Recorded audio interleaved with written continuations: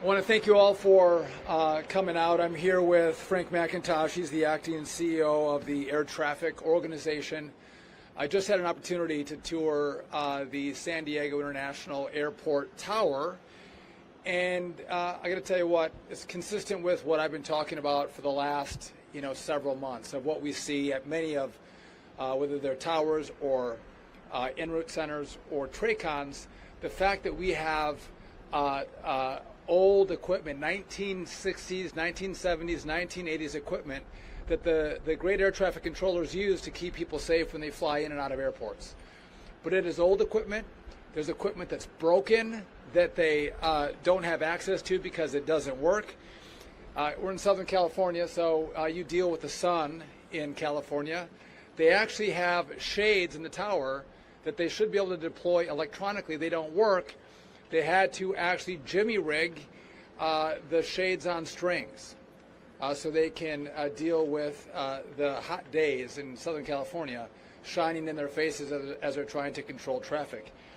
This tower actually had a substantial leak that wasn't fixed, and they actually had to put buckets to grab the water so the water didn't damage their air traffic control equipment. This is what we're seeing in America across the country.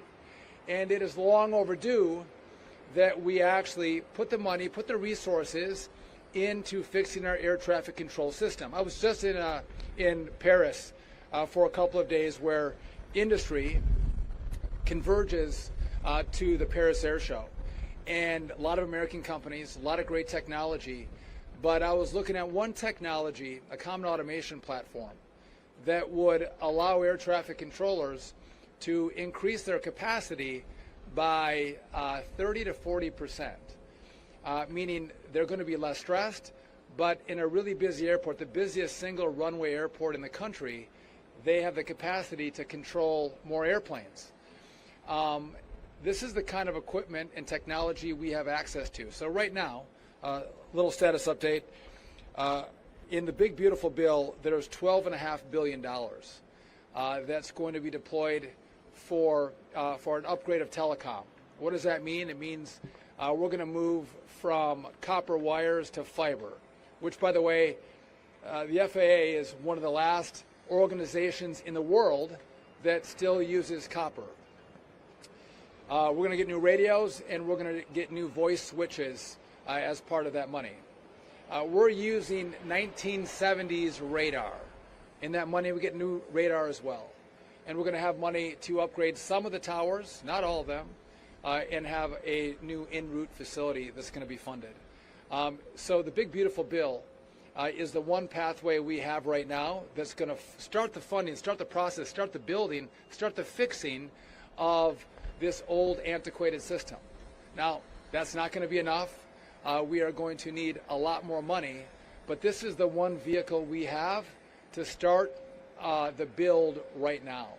And so I hope the Congress does its work. Frankly, I hope the Congress finds more money. There's a lot of money being spent in a lot of places. They have the ability to find extra resources and to put it into this mission.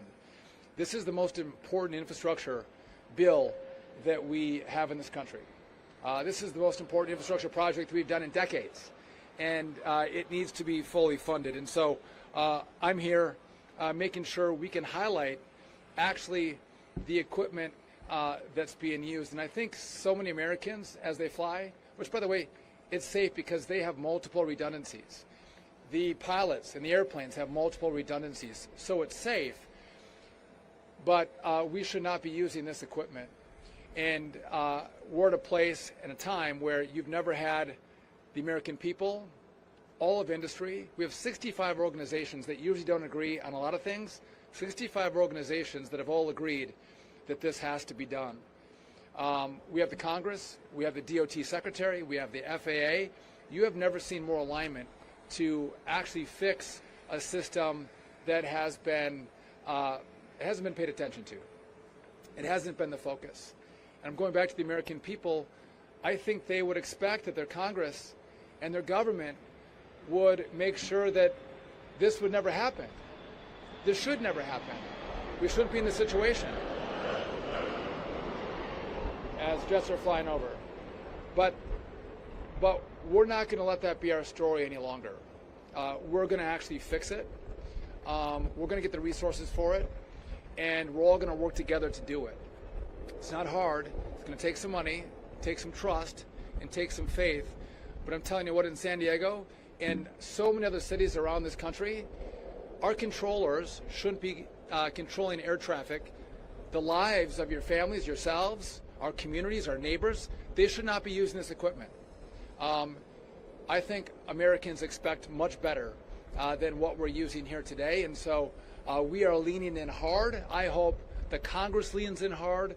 By the way, the president, the side note of the president loves airplanes. He loves air traffic. The president could not be more supportive of what's happening with the resources to fix air traffic control in the country. And so we're here to highlight what you use in San Diego and make the commitment that we're going to get the resources to actually fix not just the tower, but the hardware and software that these controllers use to keep all of you safe who fly out of this airport. And so with that, I want to turn it over to Frank McIntosh for comments on what he saw, and he's our direct voice from the FAA. I'm going to step over here.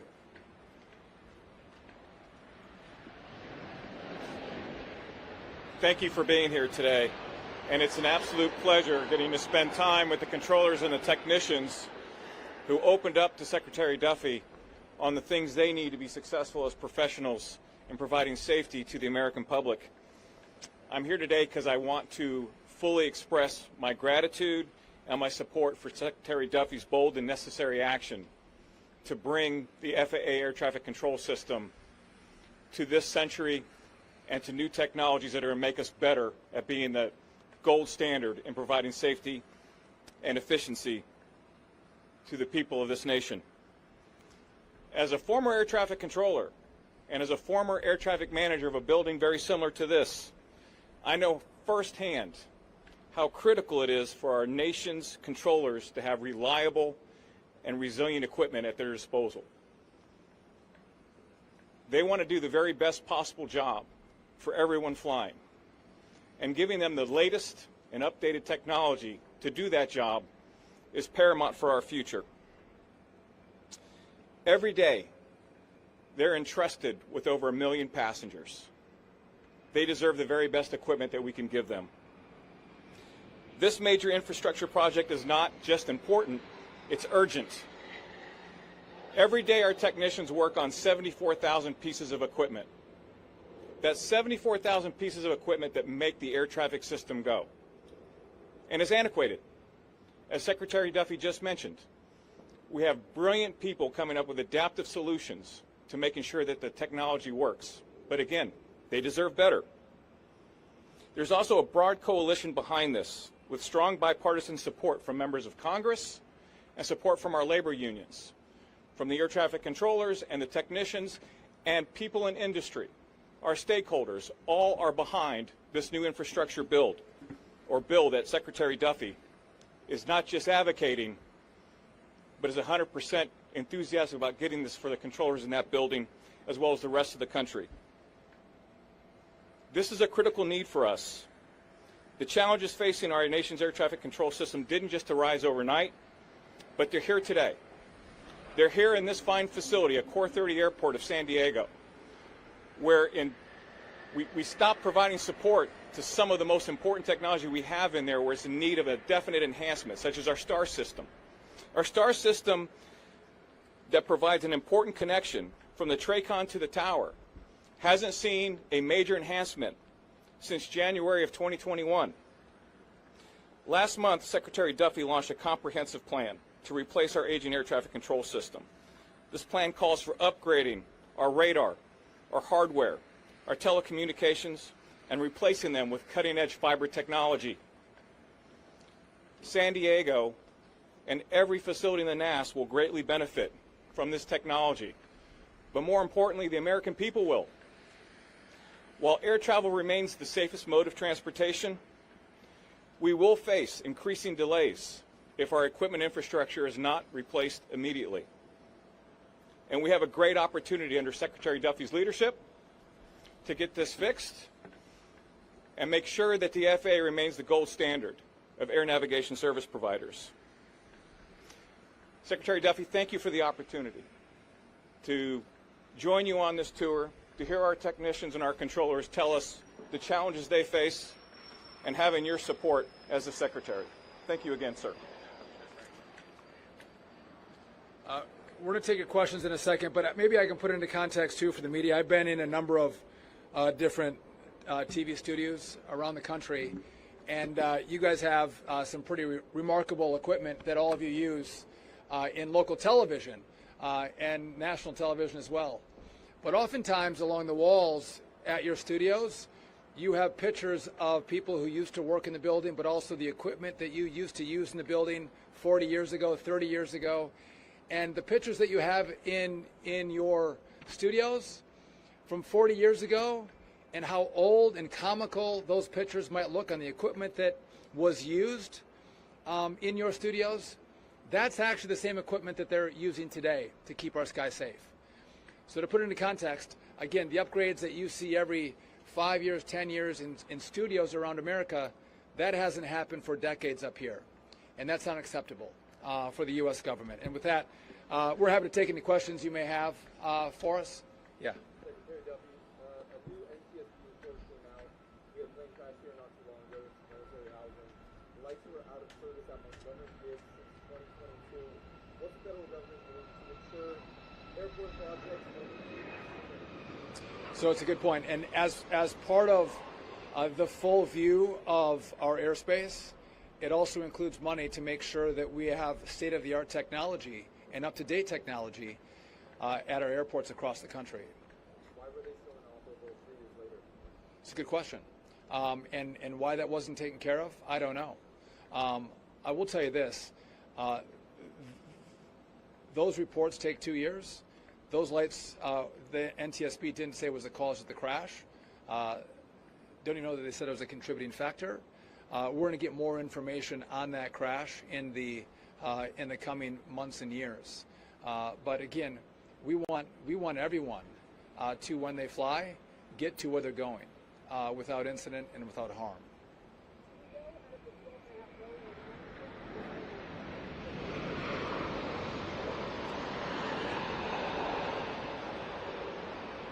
So what you'll see in San Diego is the investment in the telecommunication, the upgrade from copper to fiber. What you'll see is new radar. And you will get new radios here, and you will get new voice switches. That's part of the $12.5 billion. That's going to happen around the country.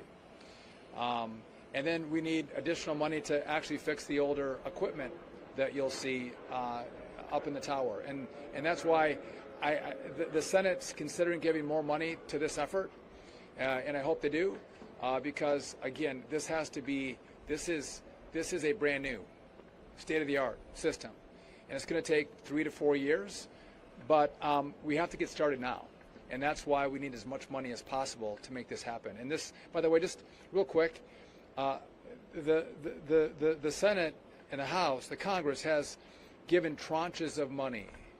And sometimes the money that's promised doesn't come, sometimes it does come. But it's hard for the FAA to plan, and frankly, I don't think the FAA has engaged in the best contracts to get their work done on budget and on time. This is why we're asking for all the money up front, and if not all of it, as much as possible, so we can have one plan that's executed around the country to make sure this is not the American story.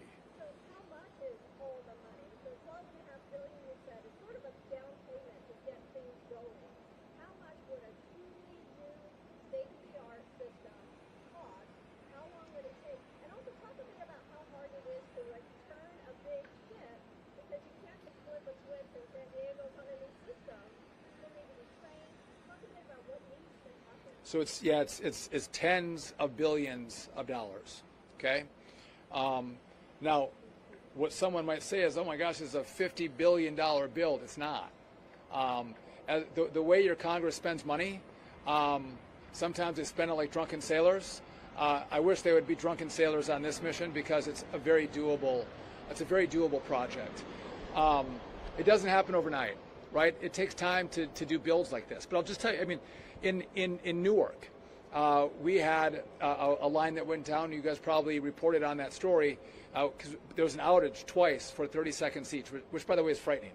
Now we have redundancies in place, and everyone, kicks into action and feel very safe that we keep planes in the air. But you do not want to see your telecom go down for 30 seconds or your radar go out for 90 seconds, which is what happened.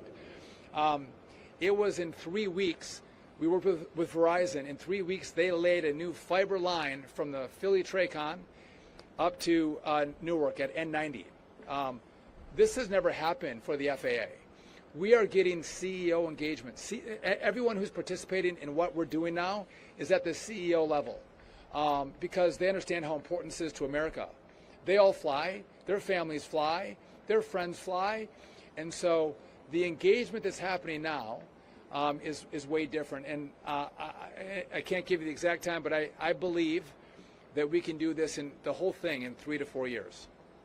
So this is not months, it's going to take years, but this can't take a decade. This can't take 6 years.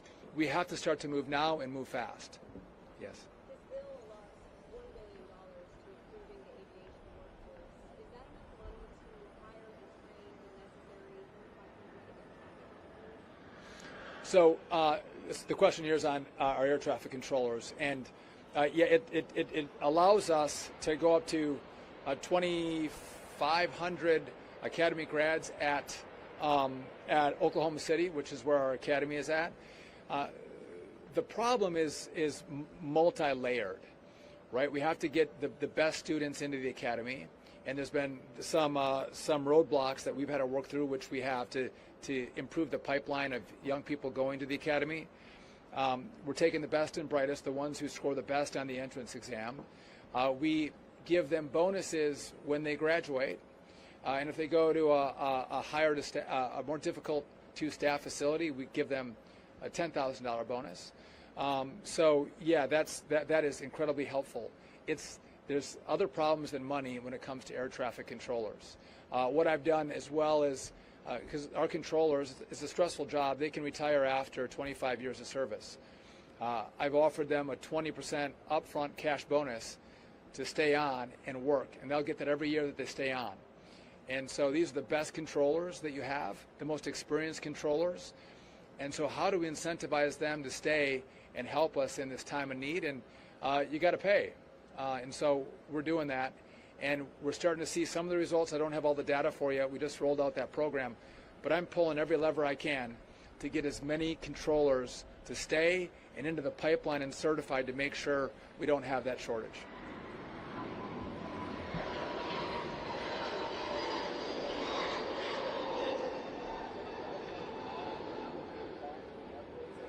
The whole, do you have the you don't have the cost on the full upgrade? No. So I guess the full cost for this, again, we have national airspace. We have our numbers of what it's going to cost to do the whole system, right? What do we need for towers? What do we need for TRACONs? What do we need for en route centers, right? To redo them, and all the equipment that will go into them. Listen. Again, you got a hole in the roof. You got shades that don't work. I mean, there's simple things, just the functionality of a building in Southern California on top of all of the old equipment. So it's going to take millions of dollars to upgrade this facility and make it operational.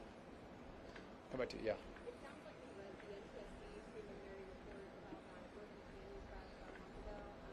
Based on that report, do you anticipate that these improvements from the bill could have prevented the plane crash? So I believe that was an uncontrolled airspace, Frank. Is that right? I'll let Frank take that one. Can you? You said the one from a month ago. Is that right? About a month ago, where Buchanan sustained traffic and killed 6 people. Do you believe that some of these improvements could have prevented that crash? Out of respect for the family, I don't like to comment when there's an active NTSB investigation going on. We are always active partners with the NTSB, but I will answer your question with, anytime I can get better equipment in the hands of a controller that are making decisions in split seconds, we're always improved, not just for efficiency, but also when it comes time to making safety decisions. To say that this would have prevented a crash, that is really hard to say in the middle of an NTSB investigation. But we never rule out in ensuring that we have better situational awareness for the controllers and we have better equipment for them to make those decisions. And like I said, in those multi-second spans. A controller will make 1,000 decisions a day. The better equipment they have, the better situational awareness they have, the better the output is. So we always look for those enhancements and those improvements in our system. Thank you. Secretary Duffy, I know you're meeting with LA 28 officials while you're on the ground in I am. California. Is there concern within the Trump administration about the Olympic Games given the LA fires and now LA protests? Are there concerns? Protests can happen and fires can happen. That's less of the concern. Our concern is how your leaders respond to crises. How do they respond to the riots? And I think there's real concern about the leadership of your governor and the mayor, Mayor Bass. And again, I don't think this is a shining moment in leadership in America for what's happened in LA. And so does that give us pause? Absolutely it does. And again, you will find no better partner than President Trump. He's excited about the World Cup coming to America. He's excited about the Olympics. He'll talk about it publicly, but I hear him talk about it privately as well. And we have a big role in transportation to make sure that goes off seamlessly. We are highlighting and showcasing our country. And what we see in LA, and with the leadership that we've seen from the state and of LA, it gives me pause. What kind of showcase are we going to have when this is the kind of leadership that has been exhibited right to your north? Back here. Yeah, can you talk a little bit more about the permitting challenges that you're facing and upgrading the aircraft? Yeah, so we have to deal with NEPA, right? And NEPA's NEPA, right? But when you have a project of this national importance, this can't come up in the big, beautiful bill, but if there's a supplemental bill that comes, I'm going to ask the Congress to waive NEPA requirements. So whether we're doing construction on a tower, a TRACON, or an en route center, or if we're laying fiber as opposed to copper, that we get some grace here. We don't want to have to spend, an additional year and a half going through a NEPA process. When we have, towers that are here already, we have en route centers and TRACONs that are already there, and we already have, copper wire in the ground. Let us lay the fiber and let us not go through the NEPA process. The Congress can do that for us. And by the way, sometimes you might think that's a partisan issue. I don't think it is. It's bipartisan. Democrats and Republicans alike see the need, and I think they would there'd be pretty significant agreement. And by the way, if there's an environmental issue that we all have to consider, we're going to take that up. Like no one wants to do anything that has long-term damage to the environment, but I would see this more as it's going to slow us down and not add any benefit to the environment. And again, I care about, I love animals, love the wildlife, love plants and trees, but I also love your families and your communities, and I want them to fly safe, and that means let's get this operation running as quickly as possible. We'll do a couple more. Yep. Secretary, going back to that crash one more time in Mercer Canyon, is the FAA considering adding flight restrictions for the time of day, both out of weather conditions or situations like that, especially when critical equipment, in that case the lighting, are out of service? So again, I don't want you to jump to conclusions from the NTSB. They haven't given us a cause and contributing factors yet to the crash. And we work closely with the chair, Chair Hamidi.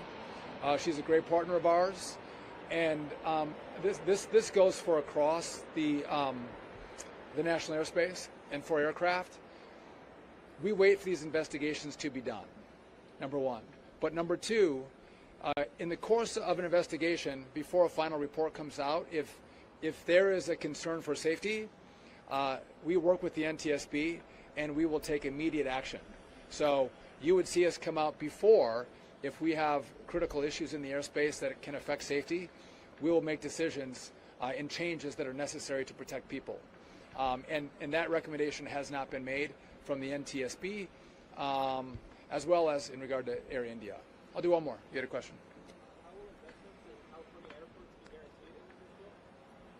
So listen, it's the national airspace. So what we're doing is we're going to invest across the country in airports, TRACONs, and en route centers. In, again, all the things I've mentioned, software and hardware and telecom, throughout the system is what we're going to invest in. I would say, just on another note, there's some issues we have.